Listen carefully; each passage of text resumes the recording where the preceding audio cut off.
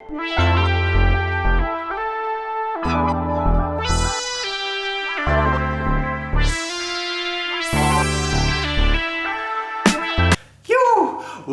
back to part 2 of the 3 key fundamental techniques that you need to know if you want to become a better surf skater. Today we're going to be covering compression. If you're new here, my name is lemme and I'm a professional surf skater. So if you haven't watched my previous video on stance, the first part of this 3-part series episode thing that we got going on here, make sure you check that out. And so let's break it down. You guys already know. Let's get into the tutorial.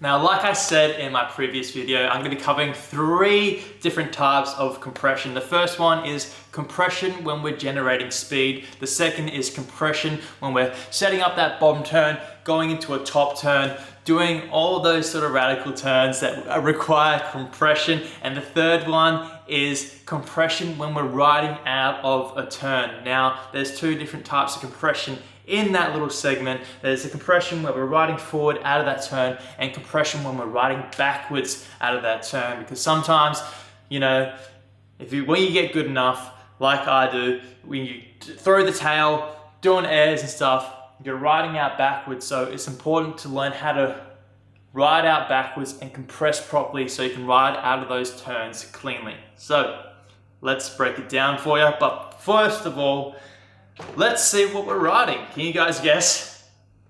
Yeah, obviously the 34-inch Filipe Toledo Pro model by Smoothstar Skateboards. Check out the link in the description below if you want to get yourself a Smoothstar. Any surf skate you have is going to be absolutely perfect for this tutorial. So let's break it down for you.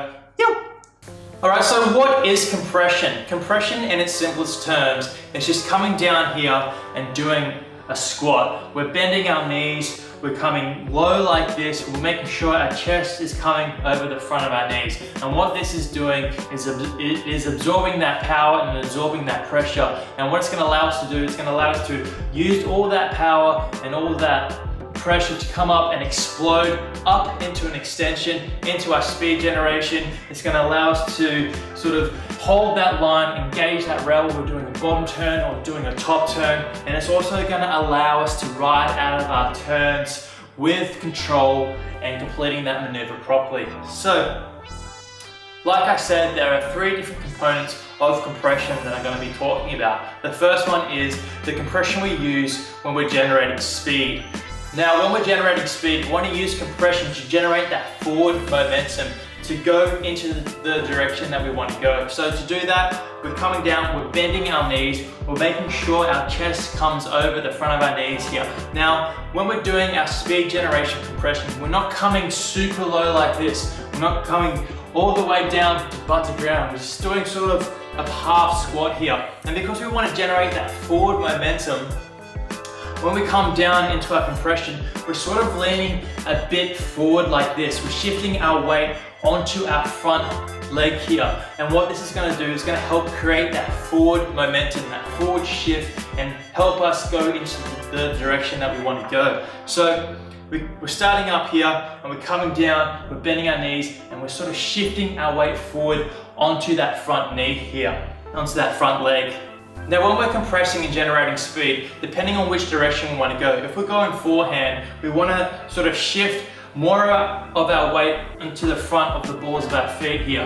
This is going to help us get that forward momentum. But if we're going backhand, we sort of want to shift our weight onto the back of our heel side here, because we're going backhand like this and we're looking over our shoulder. So we want that momentum to sort of go this way as opposed to forward away from the face of the wave. So when going forehand, the wave is coming this way, I'm looking at the wave, I want to shift my weight onto the front balls of my feet. If I'm going backhand, I sort of want to shift that weight onto the back of my heel here. So to practice that compression when generating speed, just compress your knees and lean forward a little bit. Feel the weight on your heel side, feel the weight on your toe side, and just practice that a couple of times. And that is the compression that we use when generating speed. Now the second type of compression is the one used when setting up a bobber turn or going up and doing a top turn.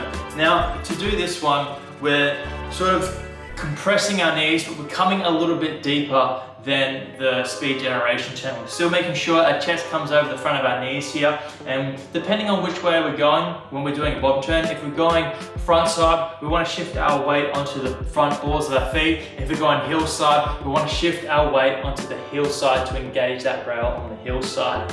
Now, when we're doing that compression, we're coming a little bit deeper and we're holding that line and we're rotating our hips at the same time. We're making sure our hips are open because we've got our correct stance. We're opening up our hips and we're engaging that rail on the heel side or toe side, and we're just holding that line and looking up at the direction that we want to go. And this is going to help absorb all that power. So when we come up into that extension, we have all that speed and that power, and we can go lay it down into like a big top turn. If we're doing a front side top turn like this, we're coming down and we're compressing again. We're shifting our weight on that heel side now because we're engaging the rail on the heel side, and we can turn and open up our hips and rotate our hips in that direction.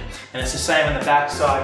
If we're doing a backside bottom turn, we're opening up our hips, we're coming down, we're compressing a little bit more, and we're shifting our weight on the heel side to engage that heel side rail, and then we're coming up and shifting the weight on the toe side when we're doing that big backside wrap.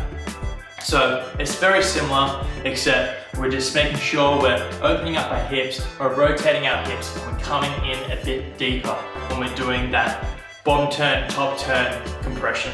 All right, now the third type of compression we use is one when we're riding out of maneuvers. So the first one is we say we come up, we do like a big snap and we're riding out. It's pretty simple. All you have to do is just come down low. It's very similar to the speed generation one. We're coming down low, we're sort of shifting our weight forward, we're making sure our chest comes over the front of our knees here, but we're just coming down and we're compressing a little bit more. We're bending out our knees a little bit more just to make sure we're riding out of that turn with control. The second one is a little bit tricky. It's when we're riding out backwards. Say I come up here and I do a big maneuver like this, and now I'm riding backwards. So it's pretty much exactly the same, except instead of shifting our weight forward like this and compressing to ride out forward like that, when we're riding out backwards, I'm compressing and I'm shifting my weight onto my back leg here. And I'm getting long compressed here, making sure my chest is over my front knees here,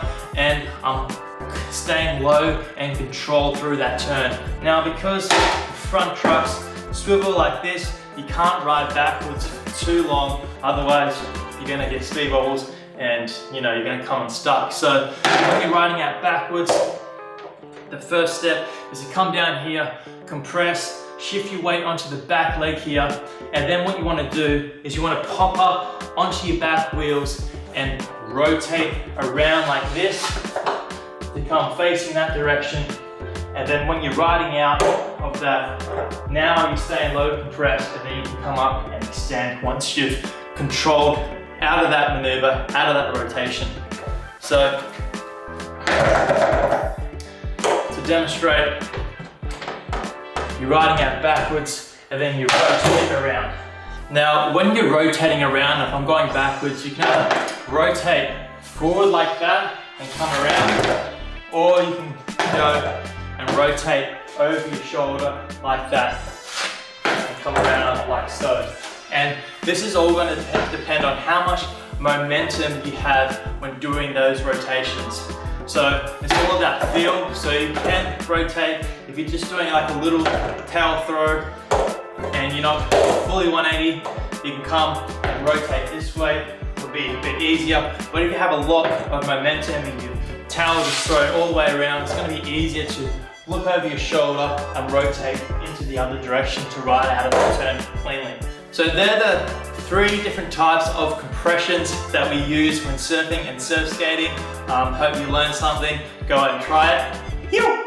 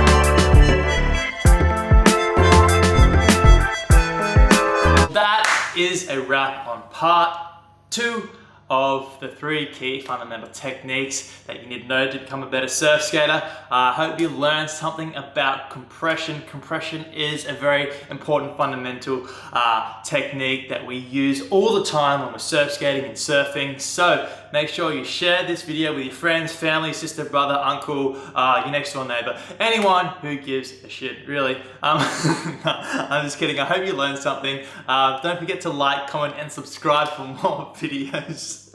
Follow me on Instagram at @LemeT and tag me in your surf skating videos. If you want me to give some feedback on your surf skate technique, stay posted for part 3 of the video series where we're going to be covering extension. So don't miss out on that. Happy surf skating, go out and straight, and I'll catch you in the next one.